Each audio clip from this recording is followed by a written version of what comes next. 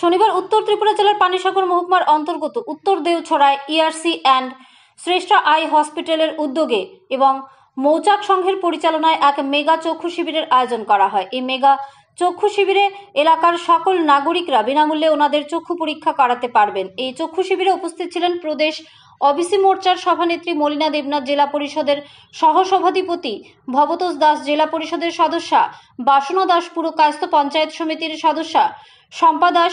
উপস্থিত ছিলেন বিশিষ্ট সমাজসেবী বাসুদেব সরকার ও গৌরাঙ্গ দাস এবং মৌচাক সংঘের সকল সদস্যা সহ এলাকার সকল জনগণ। এই মেগা চক্ষু শিবিরের উদ্বোধন হয় প্রদীপ প্রজ্বলনের মাধ্যমে। এই মেগা চক্ষু শিবির নিয়ে কি বললেন জেলা পরিষদের সহসভাধিপতি ভবতোষ দাস এবং মৌচাক সংঘের সভাপতি জ্যোতির্ময় দেবনাথ, দেখুন বিস্তারিত। ধর্মনগর থেকে নিজস্ব প্রতিনিধির রিপোর্ট, আরি, ধর্মনগর।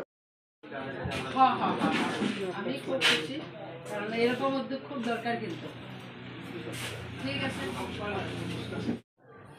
সবাইকে নমস্কার।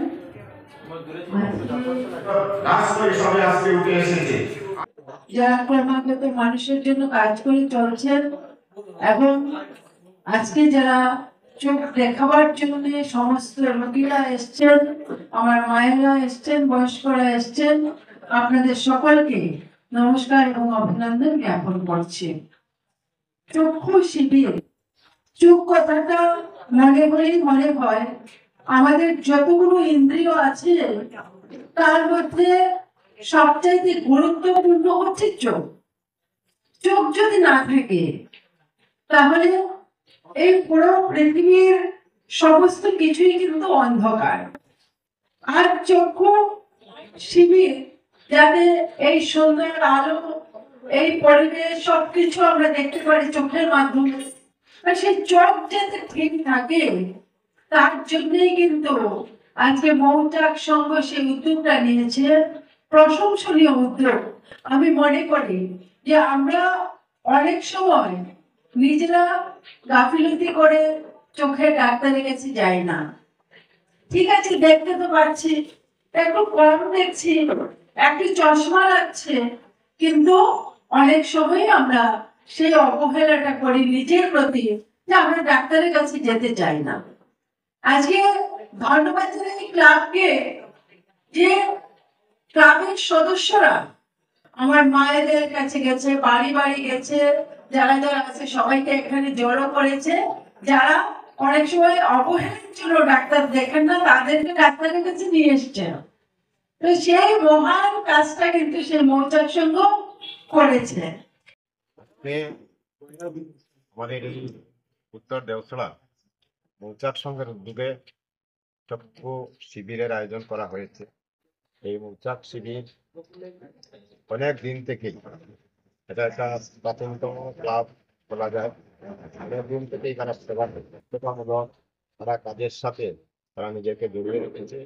তারই অঙ্গ হিসাবে আজকে এই মৌচাক সংঘের উদ্যোগে এখানে আজকে চক্ষু শিবিরের আয়োজন করা হয়েছে। এখানে উপস্থিত আছেন আমাদের জেলা পরিষদের সদস্য আছেন বাসনা মহোদয়া, পঞ্চায়েত সমিতির সদস্য আছেন, মৌচাক সংঘের সভাপতি আছেন, সদস্যবৃন্দ আছেন এবং এলাকাবাসী এখানে উপস্থিত আছেন।